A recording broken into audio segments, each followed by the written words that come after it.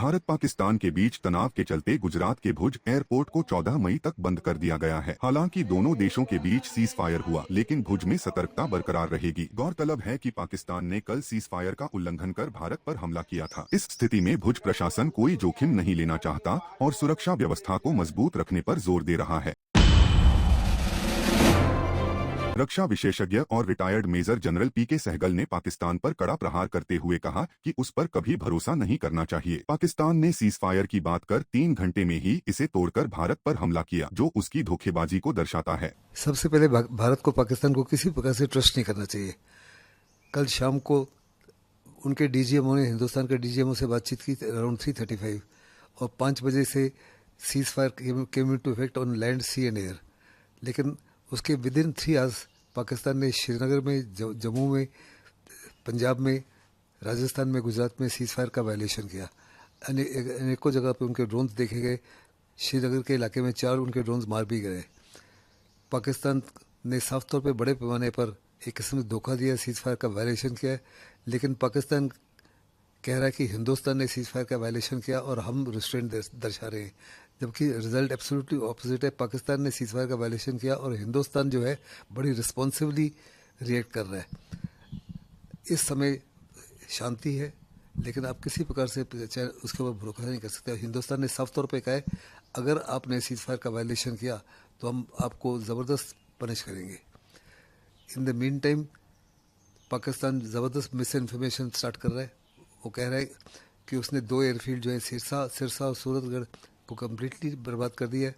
उसने हिंदुस्तान के जो इंफ्रास्ट्रक्चर है, जो पावर ग्रिड है उसको, और साइबर वॉरफेयर से जो कनेक्टेड है उसको भी कम्प्लीटली डिस्ट्रॉय कर दिया है। साथ ही कहा कि एक S-400 जो हमारा स्क्वाड्रन आदमपुर में लगा हुआ है उसको भी हर प्रकार से बर्बाद कर दिया है। All this is false.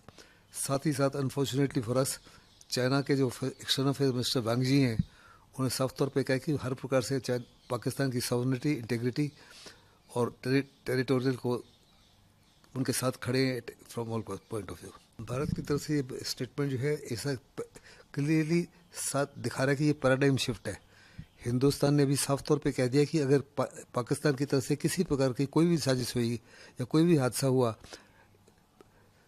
उसको हम एक किस्म से एक्ट ऑफ वॉर समझेंगे, बिल्कुल उसी माफिक जैसे हमने पहलगाम को एक्ट ऑफ वॉर किया, और हिंदुस्तान बहुत ही ज़बरदस्त कार्रवाई करेगा। ये बहुत अच्छा है कि हमने पाकिस्तान को बता दिया है, अपने डोमेस्टिक ऑडियंस को बता दिया और इंटरनेशनल ऑडियंस को बता दिया है कि हम किसी प्रकार से कोई भी एक्ट ऑफ टेररिज्म जो है पाकिस्तान से ओरिजिनेट होता है उसको हिंदुस्तान टॉलरेट नहीं करेगा एज ऑफ नाउ। देखो, ये पूरा जो ऑपरेशन है तकरीबन 100 घंटे लगा। इस 100 घंटे में हिंदुस्तान ने बहुत बुरी तरीके से पाकिस्तान को मात दी है। पाकिस्तान के तकरीबन सारे के सारे जो मेजर एयर बेसिस हैं जम्मू कश्मीर में और पंजाब प्रोविंस में और POK में और सिंध में, उनको बर्बाद कर दिया है।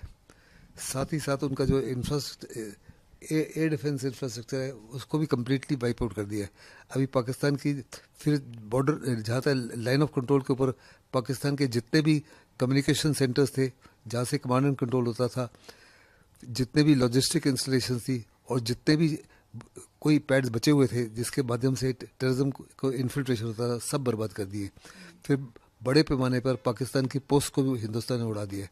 यानी दूसरे लफ्ज़ों में पाकिस्तान को बहुत ज़बरदस्त नुकसान हुआ है, और ये नुकसान को, एक कंगाल पाकिस्तान को इस नुकसान को ठीक करने के लिए कम से कम मेरे मुताबिक कम से कम 6 से 8 से 10 साल लग जाएंगे। लेकिन इसके बाद में जहाँ तक डोनाल्ड ट्रंप का स्टेटमेंट था कि उनकी वजह से ये सीज फायर हुआ, हमारे एक्सटर्नल अफेयर मिनिस्टर ने कहा है कि बेसिकली ये बायलैटरल एग्रीमेंट है, लेकिन अगर ट्रंप इसका क्रेडिट लेना चाहते हैं तो हमको कोई इतराज़ नहीं है। लेकिन साफ तौर पर उन्होंने कहा ये एसेंशली बायलैटरल मामला है और हम किसी दूसरे देश की मीडिएशन को एक्सेप्ट नहीं करते। एब्सोल्युटली एंड टोटली हमारे प्रधानमंत्री ने जिस माफी की लीडरशिप दिखाई है, जिस माफी की डिसीजन मेकिंग दिखाई है, जिस माफी की पॉलिटिकल विल दिखाई है, वो अद्भुत है। उन्होंने साफ तौर पे कहा था कि जिन्होंने ये कार्रवाई की है पहलगाम की 22 अप्रैल को, उनको नहीं बख्शा जाएगा, उनके पीछे जो अकाज है उनको नहीं बख्शा जाएगा, और जिन्होंने इसको प्लानिंग और एग्जीक्यूशन में मदद की उनको भी नहीं छोड़ेंगे, चाहे दुनिया में किसी जगह पे छुप जाए। We will detect them, we will trace them and we will go after them.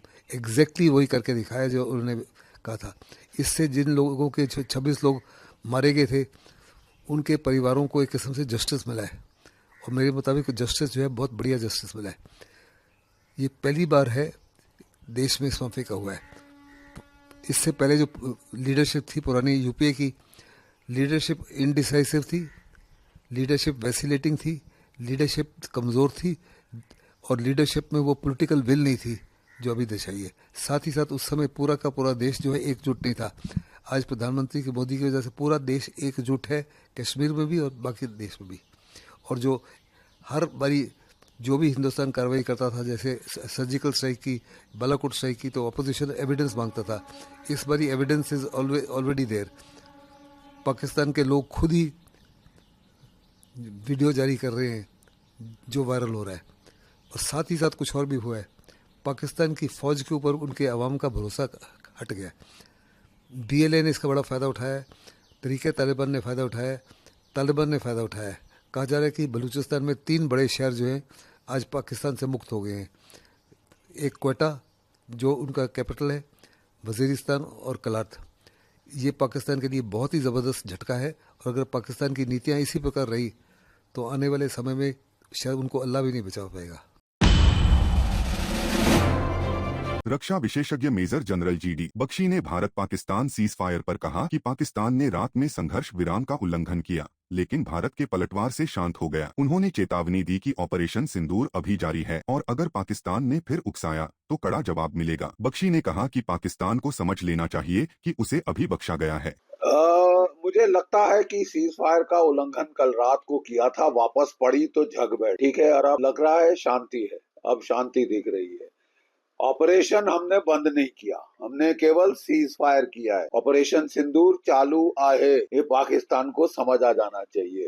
चुलबुली करोगे ताबड़तोड़ पड़े। अपनी खैर मनाओ कि तुम्हारी बख्श दी है अभी, ठीक है, वो भी बख्श दी है क्योंकि प्रधानमंत्री उदार हैं, वो पाकिस्तान की जनता का नुकसान नहीं करना चाहते, ठीक है। पाकिस्तान के फौजी हुक्मरानों की बेवकूफी की वजह से जरूरत से ज्यादा नुकसान नहीं पहुंचाना चाहते पाकिस्तान को, आवाम को, इसलिए सीज फायर के लिए वो मान गए हैं, क्योंकि हमने अच्छी तरह से पीटा है।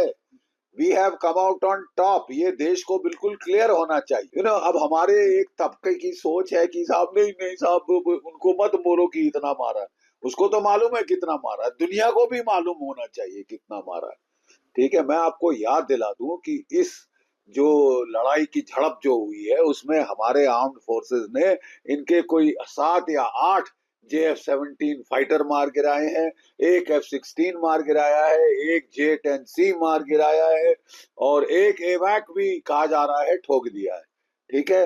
इनके जो 9 कैंप थे उनको निस्तनाबूत कर दिया है। 5 कैंप थे POK के अंदर, शामिल मुजफ्फरनगर जो इनका मेन हेडक्वार्टर है, उनकी राजधानी है उधर की सो कॉल्ड POK की, ठीक है, वहां मारा है, अच्छी मार मारी है, असली मार पड़ी है। कांग्रेस नेता सचिन पायलट ने भारत पाकिस्तान सीज फायर पर बड़ा बयान दिया। उन्होंने कहा कि द्विपक्षीय मामले में तीसरे देश की भूमिका आश्चर्यजनक है और कश्मीर के अंतर्राष्ट्रीयकरण की कोशिश पर सरकार को सफाई देनी चाहिए। पायलट ने पहलगाम हमले और सीज फायर पर संसद का विशेष सत्र बुलाने की मांग की। साथ ही पी चिदम्बरम के बयान पर उन्होंने आतंकवाद के खिलाफ निर्णायक कार्रवाई की जरूरत बताई। आश्चर्यजनक है, it is unprecedented, it is never happened before.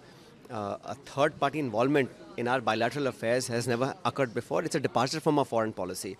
And to my mind, the attempt to internationalize Kashmir is also in the making, on which I think the government should clarify, because never before have we accepted this. It's a bilateral issue. POK is part of India. In 94, there was a unanimous resolution by the Indian Parliament that POK is part of India.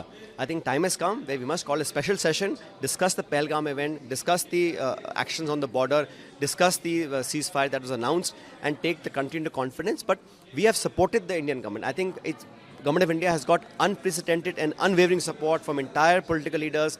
The entire country, 1.4 billion people, supported the government in any action that it took. We are so proud of our brave men in uniform who have displayed exemplary valor and bravery and attacked the infrastructure of terror in Pakistan. We have not inflicted civilian casualties. We have not tried to escalate the issue. It goes to the credit of our armed forces, and we are fully indebted to the families who have sent their brave young men to fight, this war on terror on the borders. But the serious violation that happened post-ceasefire announcement is a matter of concern. What credibility does Pakistan have now? After the announcement, they are still doing mortar and rocket attacks on the border. So the government must clarify why a third party why a third country is trying to dictate how the events will unfold. It's a question that the government must answer. We are, as a country, never for violence. We want peace and prosperity. We, in the history of our country, we have never gone and attacked another country or sought territory from another nation. We respect sovereignty, but we cannot fall prey to terror for all times to come. Decisive action must be taken so that terror can be uprooted forever. And in that regard, we have supported the government. But even the ceasefire was to be conducted in the manner in which the Americans have done it for us and announced hours before the two countries announced. That's something that is unprecedented. It's never happened before, and the government must clarify why that is allowed to happen. And also, to try and internationalize the issue of Kashmir is something that is departure from our stated policy. Kashmir is a bilateral issue. The fact that they're trying to hyphenate India and Pakistan also is something that needs clarification from the government of India. आम आदमी party के सांसद संजय सिंह ने कहा कि भारतीय सेना ने पाकिस्तान में घुसकर 9 आतंकी ठिकानों को नष्ट कर अपनी शान, वीरता और साहस का परिचय दिया कि भारतीय सेना ने देश को गौरवान्वित किया है। संजय सिंह ने सेना की बहादुरी को सलाम करते हुए कहा, ऑपरेशन सिंदूर, उसके पहले पहलगाम की घटना और उसके बाद सीज फायर का अनाउंसमेंट, इन मुद्दों पर बात करने के लिए बुलाई गई है। पूरा देश पहलगाम की घटना के बाद, जिसमें भारत के 25 और नेपाल के एक निर्दोष निहत्थे लोगों की आतंकवादियों ने गोली मार के हत्या, बहनों के माथे के सिंदूर उजाड़ दी। 200 किलोमीटर हिंदुस्तान की धरती में पाकिस्तानी आतंकवादी आता है, पाकिस्तान के द्वारा पोषित फंडिंग किया हुआ आतंकवादी आता है, हमारे निर्दोष निहत्थे लोगों को मार के चला जाता है, बहनों के सिंदूर उजाड़ के चला जाता है। और उस घटना से पूरे देश में आक्रोश और गुस्सा है। आज भी लोग भूल नहीं पाए हैं। उसके बाद भारत की सरकार सर्वदलीय बैठक बुलाती है, पूरी घटना की जानकारी देती है और फिर ऑपरेशन सिंदूर की शुरुआत भारतीय सेना के द्वारा। भारत की सेना ने अपना गौरव, अपना पराक्रम, अपना शौर्य, अपनी बहादुरी का परिचय पाकिस्तान में घुस के 9 आतंकी ठिकानों को ध्वस्त कर दिया, बर्बाद कर। हम सेना के शौर्य को नमन करते हैं। मुजफ्फरनगर के बुढ़ाना में पाकिस्तान के समर्थन में सोशल मीडिया पर एक और पोस्ट करने का मामला सामने आया है। सफीपुर पट्टी का निवासी जीशान कुरैशी नामक युवक ने फेसबुक पर एक वीडियो पोस्ट किया है, जिसमें भारतीय सेना और भारत को निशाना बनाया गया। वीडियो में हमलों का जिक्र और हनुमान जी पर टिप्पणी से हिंदू समुदाय में रोष फैल गया है। सूत्रों के मुताबिक पुलिस इस मामले में भी कार्रवाई करने में जुट गई है। आपको बता दें कि इससे पूर्व शहर कोतवाली और भोपा थाने में इसी तरह के मामलों को लेकर मुकदमे दर्ज किए जा चुके हैं। वाराणसी में पाकिस्तान के खिलाफ भारतीय सेना की जीत की कामना के लिए काशीवासियों ने 51 फीट के आंजनेय हनुमान मंदिर में हनुमान चालीसा का पाठ किया और बजरंगबली की आरती उतारी। सीजफायर उल्लंघन के बाद पाकिस्तान के हमलों के खिलाफ भारतीय सेना के मुंहतोड़ जवाब को समर्थन देते हुए लोगों ने सेना का मनोबल बढ़ाने के लिए यह पूजा की। काशीवासियों का कहना है कि भारतीय सेना की विजय निश्चित है। युद्ध विराम के बाद भी पाकिस्तान अपनी कायराना हरकत से बाज नहीं आया, इसलिए हम लोग पूरी टीम के साथ हनुमान जी मंदिर में आए, आरती की और हनुमान जी से प्रार्थना की कि हमारे सैनिकों को बल दें, क्योंकि हम लोग सीमा पे तो नहीं आ सकते, लेकिन अपने सैनिकों का उत्साह बढ़ाने के लिए हनुमान जी के सामने प्रार्थना कर सकते हैं और अपने भारतीय सैनिकों के साथ कदम से कदम मिला के रहेंगे और तन मन धन से रहेंगे और हनुमान जी से प्रार्थना करेंगे कि हमारे सैनिकों को इतना बल दें कि इस बार पाकिस्तान को नेक्स्ट नाबूद करके आवें और पाक को जो है अपने भारत की धरती में मिला के ही वापस आवें। जम्मू कश्मीर के पुंछ जिले में भारत पाकिस्तान सीज फायर के बाद 5 दिनों की अशांति के बाद स्थिति सामान्य हो गई है। आज धार्मिक स्थल खुले, मंदिर और गुरुद्वारों में श्रद्धालु पहुंचे, सड़कों पर लोग दिखे और दुकानें खुली। हालांकि पाकिस्तान ने कल सीज फायर के बावजूद भारत में कई जगहों पर हमले किए, जिसके बाद भी पुंछ में जनजीवन धीरे धीरे पटरी पर लौट रहा है। साल 2010 में छत्तीसगढ़ के दंतेवाड़ा में नक्सली हमले में शहीद हुए सीआरपीएफ जवान अमित कुमार सिंह की बेटी दीक्षा सिंह ने भारतीय सेना में शामिल होकर देश सेवा की इच्छा जताई है। छोटी उम्र में पिता को खोने वाली दीक्षा ने परिवार से उनकी शहादत की कहानी सुनकर देश के लिए कुछ करने का संकल्प लिया। उन्होंने सरकार से भारत पाक तनाव में युद्ध की स्थिति में सेवा का मौका देने की अपील की। दीक्षा को अपनी सेना पर गर्व है और वे मानती हैं कि हमारे जवान विजयी और सुरक्षित लौटेंगे। इस वक्त भारत और पाकिस्तान के बीच जो जंग चल रही है, मैं बस यही कहना चाहूंगी कि हम ही जीते और हमारी जो सेना है वो सुरक्षित रहे और सारे सैनिक सुरक्षित अपने घर वापस लौटे। तब मैं काफी छोटी थी, मुझे मेरे घर पर ही सबने बताया कि 6 अप्रैल सन 2010 को मेरे पापा ऑपरेशन ग्रीन हंट के दौरान छत्तीसगढ़ के दांतेवाड़ा में नक्सलियों के हमले में शहीद हो गए थे। तो ये मुझे मेरे घर पर सबने बताया, तो मेरे अंदर भी ये जज्बा हुआ कि मैं भी अपने देश के लिए सेवा करूं और मैं गवर्नमेंट से यही अपील करूंगी कि मुझे भी सेना में जाने का मौका दे और मैं भी अपने देश की सेवा करूं।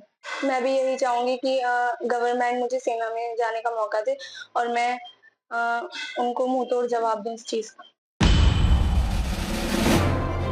मुजफ्फरनगर के बुढ़ाना मोड़ पर स्थित अंजुम फर्टिलाइजर फैक्ट्री से गैस रिसाव के कारण हड़कंप मच गया। गैस रिसाव से 4 बच्चों सहित कई महिलाएं बेहोश हो गईं, जिन्हें जिला हॉस्पिटल में भर्ती कराया गया है। पहले भी फैक्ट्री के बॉयलर फटने से 2 लोगों की मौत हो चुकी है, लेकिन शिकायतों के बावजूद कोई कार्रवाई नहीं हुई। मामला ये है, हमारे यहाँ जो अंजुम फर्टिलाइजर है उसमें जो गंधक से सल्फ्यूरिक एसिड बनाया जाता है, तो उसकी गैस ज़्यादातर ये रात में छोड़ते हैं, पर पिछले 5-6 दिनों से लगातार ये दिन में गैस छोड़ रहे हैं, जिससे वहाँ सांस लेने की दिक्कत हो रही। और जो ये 4 लेडीज बेहोश हुई, इन्हें भी सांस लेने की ही दिक्कत है। इनकी उम्र लगभग 70 साल 65 साल। और वहाँ पे जो पानी उसका वेस्टेज पानी है उसे नीचे रीबोरिंग करके छोड़ा जा रहा, और जो आसपास से जो वहाँ पे घर हैं उनके लोहे के जो गेट हैं वे खत्म हो रहे। मेन बात जो है, वहाँ पे अगर पानी आधा घंटा आपने रख दिया ना तो पीला हो जाएगा, उसे पी नहीं सकते। दूसरा, ये वहाँ पे 700 परिवार वहाँ पे काशीराम की आवास विकास कॉलोनी में मामला है। अंजुम फर्टिलाइजर है जो उसी गंधक से जो बना रहा है, उसका कम से कम 70 से 80 टन गंधक पड़ा हुआ है वहाँ पे।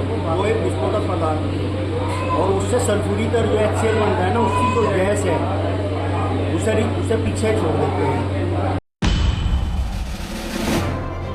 मुरादाबाद में दिल्ली लखनऊ रेलवे ट्रैक पर कटघर क्षेत्र के रामगंगा नदी रेलवे ब्रिज पर एक मालगाड़ी 2 हिस्सों में बट गई। रविवार सुबह करीब 6 बजे हुई इस घटना से बड़ा हादसा टल गया। हादसे के कारण आधे घंटे तक रेलवे ट्रैक बाधित रहा। कटघर स्टेशन मास्टर और इंजीनियरों ने मौके पर पहुंचकर गाड़ी की मरम्मत की और इसे रवाना किया। रेलवे की ओर से अभी कोई आधिकारिक बयान नहीं आया है।